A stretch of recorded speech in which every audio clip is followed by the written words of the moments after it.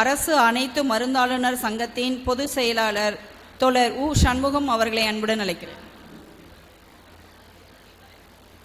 தமிழ்நாடு செவிலியர்கள் மேம்பாட்டு சங்கத்தின் மாநில மாநாட்டின் தலைவர் அவர்களே, வருகை தந்துள்ள சகோதர சகோதரிகளே, தமிழ்நாடு அரசு ஊழியர் சங்கத்தின் முன்னாள் மாநில தலைவர் உள்ளிட்ட இந்நாள் மாநில நிர்வாகிகளுக்கும் தோழமை சங்க நிர்வாகிகளுக்கும் நான் சார்ந்துள்ள தமிழ்நாடு அரசு அனைத்து மருந்தாளர் சங்கத்தின் சார்பிலும் அரசு ஊழியர் சங்கத்தின் சார்பிலும் பணிவான வணக்கத்தையும் வீரஞ்செறிந்த வாழ்த்துக்களையும் தெரிவித்துக் கொள்கிறோம். இந்த மாநாடு நடக்கிறப்ப எப்படி இருக்குன்னு வெளியில் பேசிக்கிறத பார்க்கணும்.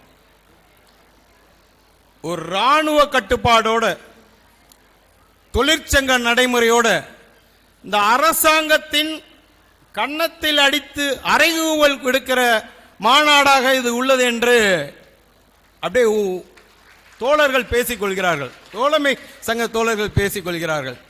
கேட்கும் போதே எழுச்சி ஏற்படுகிறது. ஆனால் இந்த மாநாடு அறிவிக்கும் போது இருந்த எழுச்சி இடையில் அரசாங்கமே ஒரு சீர்குலை வேலையை பண்ணுச்சு. ஒரு சீனியாரிட்டி லிஸ்டை விட்டதுமே சங்கமே காலி பண்ணிடலான்னு சதி வேலையை பண்ணாங்க. அதை தமிழ்நாடு எம்ஆர்பு செவிலியராக இருந்து இன்றைக்கு செவிலியர் மேம்பாட்டு சங்கமாக தெளிவுபடுத்தி இந்த தோழர்களை தயார்படுத்தி போர்ப்படை தளபதியாக மாத்திருக்கீங்கன்னா இதுதான் அமைப்பு என்பதை நாம் புரிந்து கொள்ள வேண்டும். அதே போன்று செவிலியர் என்பதும் அனைத்து மருந்தாளர்கள் என்பதும் தொப்புள் கொடி உறவு போன்றது. மருத்துவத்துறையாக இருந்தாலும் சரி, சுகாதாரத்துறையாக இருந்தாலும் இந்த துறையில் பின்னி பிணைந்த சகோதரத்துவமாக ஆண்டாண்டு காலமாக தொடர்ச்சியாக பயணிக்கின்ற நாம் இன்று மேலும் வலுவாக தமிழ்நாடு அரசு ஊழியர் சங்கத்தோட வழிகாட்டுதலோடு இந்த மருத்துவத்துறையில் பல்வேறு ஒத்த கருத்துக்களை உள்ளடக்கி கூட்டமைப்பை உருவாக்கி மேலும் வலிமைப்படுத்தி உள்ளோம். ஆனால் நாம் சென்றுள்ள பாதையை பார்க்கும்போது இந்த அரசாங்கம் சாதாரண அரசாங்கம் அல்ல. அமைச்சர் சொல்றார், பொய்யா சொல்றாரா கேட்கிறவங்களுக்கு நமக்கு தான் பொய்ன்னு தெரியும். பொதுமக்கள் பேசிக்கிறப்ப எப்படி சொல்றாரு பாருங்க. நேற்று வரைக்கும் 18,000 ரூபாய் இருந்தாங்க, கொரோனாவில் வேலை செஞ்ச பிள்ளைங்களுக்கெல்லாம் நர்ஸு பிள்ளைங்களாம் 60,000 ரூபாய்க்கு சம்பளம் போட்டாங்களாம்லான்னு பேச விடுற ஊடகத்தில். ஆனால் நம்ம அமைப்பாக இருந்ததுனால தான் அடிச்சு கேட்கிறோம், அறிக்கையை விடுறோம். என்ன சொல்றோம், நீங்க கொரோனால வேலை நீக்கம் செஞ்சவங்களுக்கு இன்னும் முழுமையா வேலை கொடுக்கல. எங்களோட செவிலியர் சகோதரிகள் பல்வேறு மேல் நாளில் வேலை பார்த்தாங்க. இந்த எம்ஆர்பி பரீட்சை எழுதி பாஸ் பண்ண அரசு வேலை 2 ஆண்டு குறைஞ்சபட்சம் எப்படி நமக்கு ஒரு 3 ஆண்டுக்குள் ஒரு நிரந்தர ஊதியம் நினைச்சு வந்தவங்களை 8 ஆண்டுகளாக கடந்தும் இன்னும் தொகுப்பு ஊதியத்தில் வைத்திருக்கிறீர்கள் என்று அரசாங்கத்திற்கும் எதிர்கட்சிகளுக்கும் இன்னைக்கு நம்ம கிளாஸ் எடுத்திருக்கோம். உண்மையிலே அதுதான் சங்கம். அந்த அச்சத்தை போக்கி இருக்கும், உண்மையை விளக்கி இருக்கும். அந்த வகையில் இந்த மாநாடு நல்ல சிறப்பாக இருக்கு.